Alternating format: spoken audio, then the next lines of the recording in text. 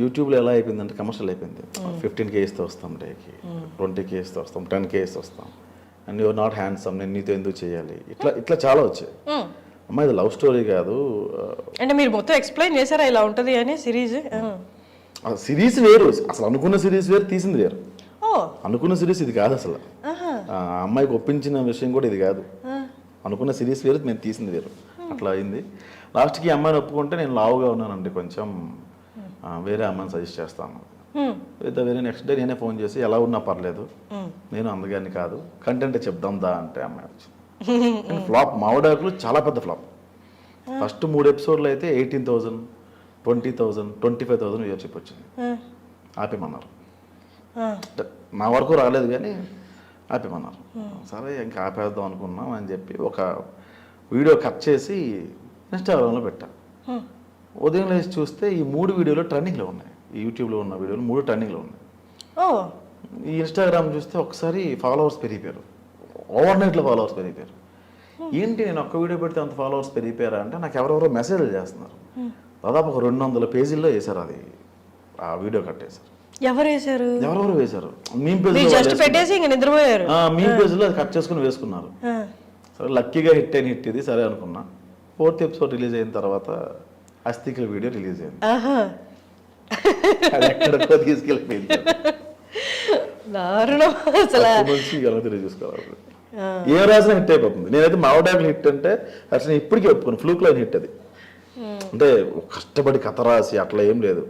Phone చేసి ఎవరెవరు ఉన్నారు ఆర్టిస్టులు ఈరోజు, మేమేం మాకు అవ్వదు నేను వచ్చి 1 hour వస్తాను. నేర్చే గారు సీరియల్ చేస్తున్నారు, జబర్దస్త్ చేస్తున్నారు, నేను 1 hour రాగలుగుతాడు, నేను ఒక హాఫ్ డే రాగలను. జైత్రి అనే అమ్మాయి అక్కడ ఎంప్లాయ్, నేను 2 hours ఇవ్వగలనండి మీకు, అట్లా ఇచ్చేవాళ్ళు నాకు టైం. ఉదయం ఫోన్ పెట్టేసి ఒక ½ an hour ముందు రాసేసి షూట్కి వెళ్ళేవాళ్ళు. అంటే వాళ్ళు అవైలబిలిటీ బట్టి రాసేవాళ్ళు. అది ఇటు కష్టం అంటే ఒప్పుకోను నేను. మొత్తం సినాప్సిస్ రాసేసి కథ రాసేసి డైలాగ్ ఇట్లా ఏం చేయలే. ఎవరెవరు ఉన్నారో ఫోన్ చేసి రాసి వెళ్ళిపోయేవాడు. అది టైం అంతే. మేబీ సక్సెస్ అలాగే వస్తుందేమో, అంటే ముందు పడిన స్ట్రగుల్ అందరికి అన్నిటికీ అది కాదు అన్నట్టు ఇట్లా వస్తుందేమో సక్సెస్. టైం అంటే ఎక్కడ ఆకుండా కష్టపడితే ఏదో రోజు టైం కలిసి వస్తుంది అంటారు కదా, అట్లా వచ్చిందేమో. పాత వీడియోలకి పేరు వచ్చింది కానీ ఇంత పేరు ఇంక చాలు నీకు, అది నీకు ఇక్కడి నుంచి బ్రేక్ రావాలి అన్నట్టు వచ్చింది. దీని తర్వాత చాలా మూవీస్ పడ్డాయి నాకు, అసలు చాలా దారుణంగా. ఆల్మోస్ట్ ఒక 8 సినిమాలు చేస్తున్నాయి. అలా తీసుకెళ్ళిపోయింది మావిడాకులు. ఒక యాక్టర్ రైటర్గా 4 సినిమాలు రాస్తాం. సో అంతవరకు పెద్ద సినిమాలు రాస్తాం మళ్ళీ. సో అంత స్థాయికి తీసుకెళ్ళిపోయింది. కానీ నేను ఇది హిట్ అంటే నేను ఎందుకో హిట్టే అది యాక్చువల్లీ. అంటే మీరు ముందు పడిన స్ట్రగుల్, సరే దాని గురించి మాట్లాడదాం, సో దట్ మన ఆడియన్స్కి వదిలేద్దాం అది హిట్టో లేకపోతే ఫ్లూక్లో వచ్చిందో. సరే దాని ముందు అంటే ఇప్పుడు ఇండస్ట్రీకి వచ్చి ఎన్ని నెలలు అయింది? 13 years అయింది. 13 years. మీది ప్రాపర్ శ్రీకాకుళం కదా, ఫేస్బుక్లో శ్రీకాకుళం అని. ఇప్పుడు 2008లో వచ్చి మళ్ళీ వెళ్ళిపోయి మళ్ళీ ఒక 4 years అట్లా మళ్ళీ ఇటు వచ్చి ఇట్లా. అంటే అక్కడ ఏం చదువుకున్నారు యాక్చువల్లీ మీరు? అది ఎంబీఏ అయింది.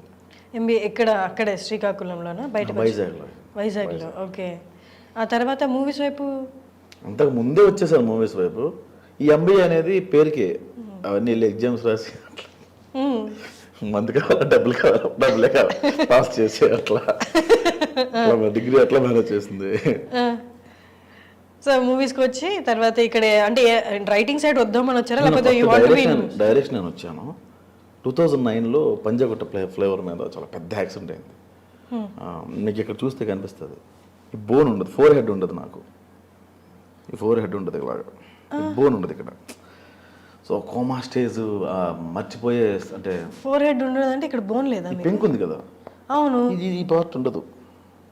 యూ కెన్ సీ కొంచెం లోపల ఉండదు, అక్కడ ఉండదు అది. సో అట్లా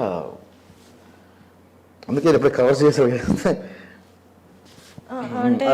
అది కోమా స్టేజ్కి వెళ్ళిపోయే పరిస్థితి వచ్చింది. ప్రతి ఇంట్లో భయపడ్డారు హైదరాబాద్. అంటే ఎలా అయింది యాక్సిడెంట్? బైక్ బ్రేక్ ఫెయిల్ అయిపోయింది. వెళ్ళిదేనైనా గుద్దారా? ఫ్లైఓవర్ మీద డివైడర్ తగిలేసింది. బ్రేక్ పట్టలేదు, సడన్గా ఫ్రంట్ బ్రేక్ పట్టినప్పుడు తెగిపోయింది అది. సో బైక్ కంట్రోల్ అయింది, నేను నా వెనుకున్న అబ్బాయి చాలా ఎక్కువ డిస్టెన్స్ తుల్లిపోయాం బాగా. ఎంత స్పీడ్లో? 40 అంతే, ఎక్కువ. బేగంపేట ఆ తర్వాత ఇంకా డైరెక్షన్ ఐ కాన్ హ్యాండిల్, నేను అన్ని క్రాఫ్ట్స్ మేనేజ్ చేయలేను, కోపం వచ్చేసి చదువులక తిరిగితే ఎవరు పడతారండి, ఎవరు పడరు కదా, వద్దులే అనుకున్నాను నేను.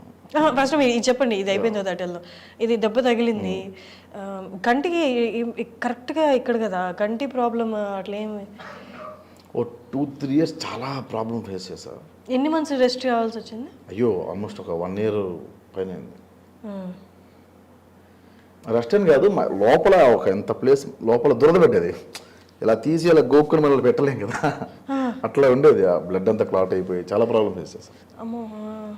బయటికి రావడానికి కొంచెం మెడిటేషన్ అవన్నీ చేసి అట్లా చాలా టైం పట్టింది. ఇప్పుడు ఓకే సూపర్ ఫిట్. 2009లో జరిగింది. 9లో జరిగింది. చాలా చిన్న ఉన్నప్పుడు ఆ టైంలో జరిగింది. సో అందుకే డైరెక్షన్ హ్యాండిల్ చేయలేనేమో. వచ్చిన తర్వాత చాలా కోపం ఎక్కువ ఉండేది. సో రైటింగ్ సైడ్ వెళ్ళేవాడిని. రైటింగ్ సైడ్ చేయడం అందరూ యాక్టింగ్ వైపు లాగారు. సో ఒక ఆఫీస్కి వెళ్ళినప్పుడు నేను ఆర్టిస్ట్ అండి అంటే విచారాలి చెప్తాం కొడాలి అన్నారు. రెస్పెక్ట్ అలా చాలా నీచంగా మాట్లాడారు.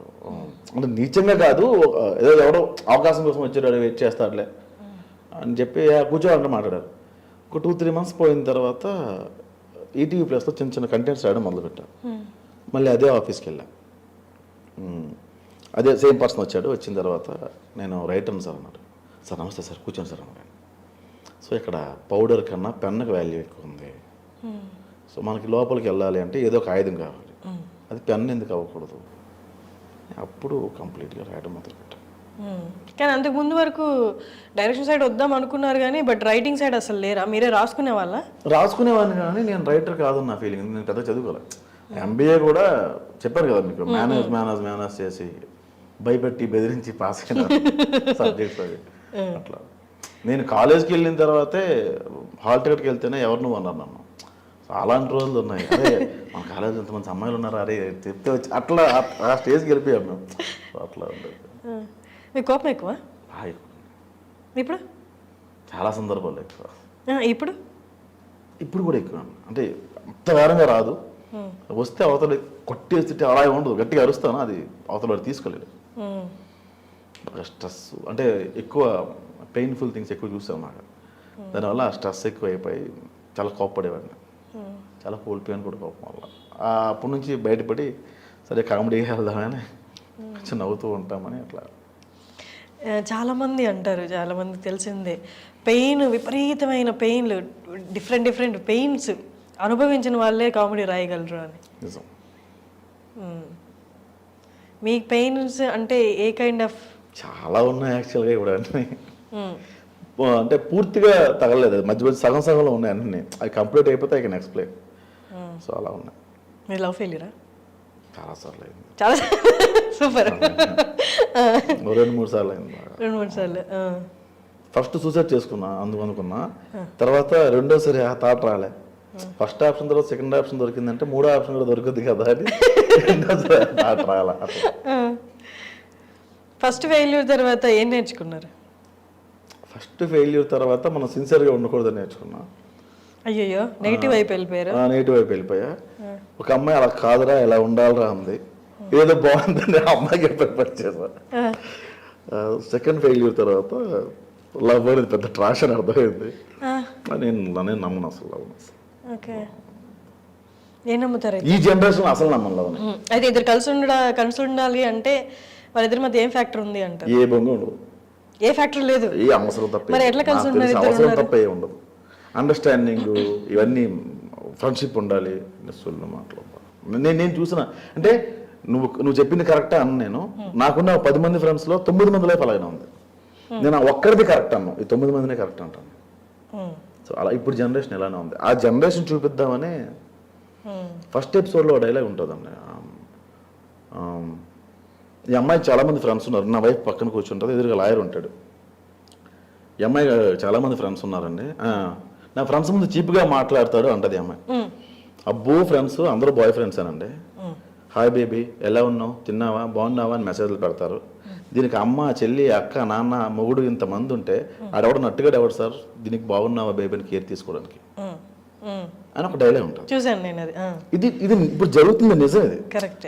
ఫ్రెండ్స్ ఉండకూడదా అమ్మాయికి, అబ్బాయిలు ఫ్రెండ్స్ ఉండకూడదా? ఏమో మీరు ఉంటే ఉన్నా మెయింటైన్ చేయండి కాదండి. కానీ అవి నేను చూసాను, ఆ సిచ్యువేషన్స్ చూసాను నేను. నిజంగా మెసేజ్ చేస్తారు కదా వాళ్ళు, నిజంగా కేర్ తీసుకుంటే వాళ్ళని ఎంకరేజ్ చేయొచ్చు.